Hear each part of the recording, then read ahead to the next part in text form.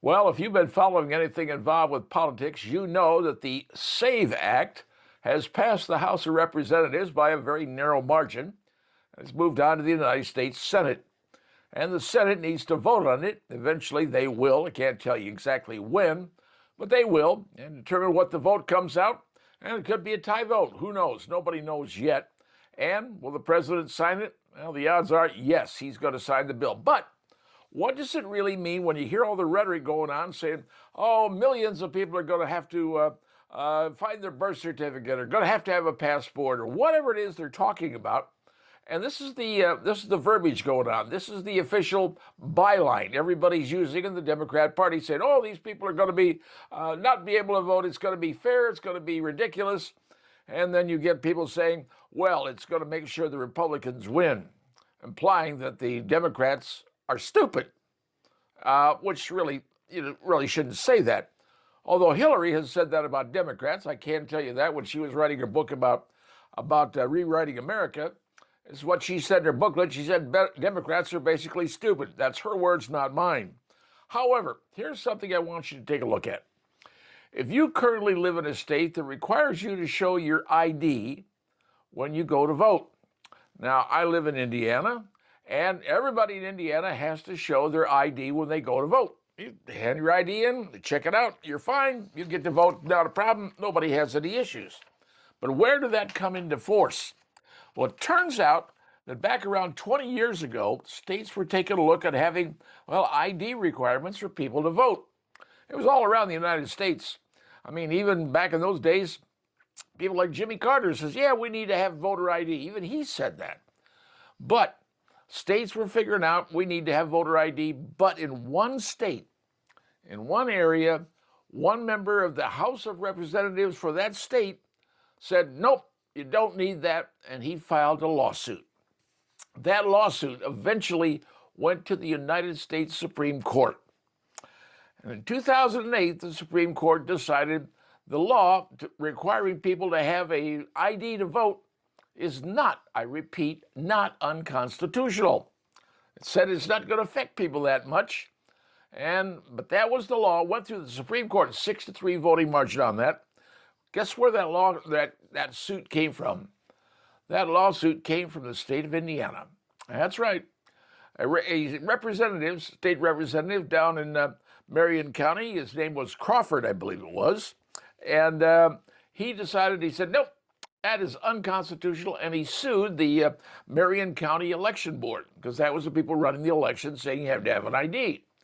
Well, that thing went up to the various court levels, and ultimately, 3 years later, 2008 reached the Supreme Court, and after hearing, the courts said, law is constitutional. So if you wonder where this whole thing on voter ID and where it's legal, it actually came from the state of Indiana in 2008 in a lawsuit. But here's something I want you to take a look at. Here are the states, so you understand this. Take a look at this map.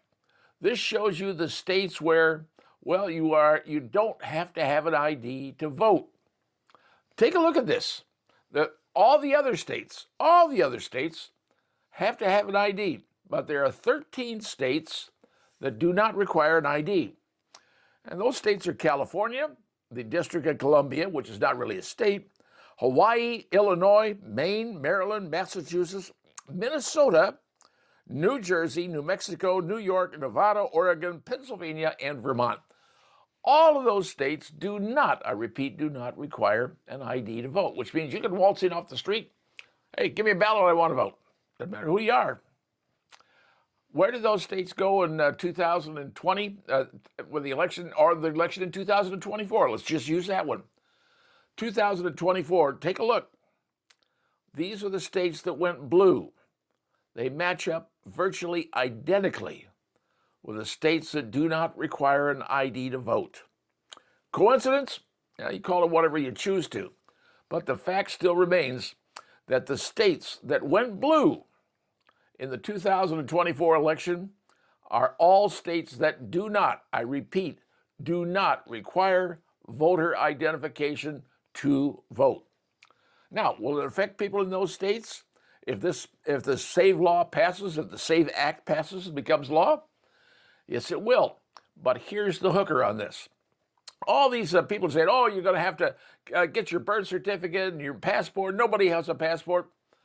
In the law, just so everybody understands, in the law there is very specific language that says each and every state must, I repeat, must come up with additional ways of verifying who the people are.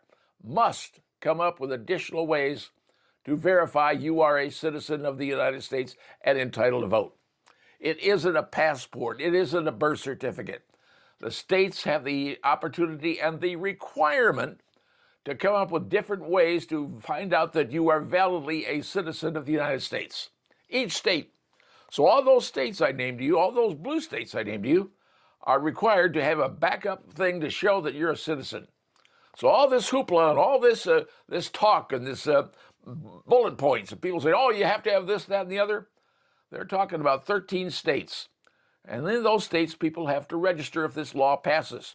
California, New York, Pennsylvania, Oregon, Washington, Illinois, Michigan, all going to have to register and put their name on the, I just scratched Michigan from that, in Minnesota. It's Minnesota. So they're all going to have to get proof that they are members of they are citizens of the United States, be able to vote in election. And isn't that what America wants? That's what the Supreme Court decided in 2008, that you must be a citizen of the United States to vote in a federal election. And voting for the presidency of the United States is, in fact, a federal election. So those are the rules, folks. And now you know the states that do not require voter ID, they're the ones who are going to require people to prove that you're a citizen. Will it affect the voting in those states? Well, according to the Democrats, yes, it will. It will greatly affect the states, the blue states for the Democrats, which basically is them admitting, we got people voting in those states who aren't citizens. Just saying. The numbers are there. They can argue all they want. But it is what it is when it comes to the Voting Act, SAVE Voting Act of 2026. And now you know.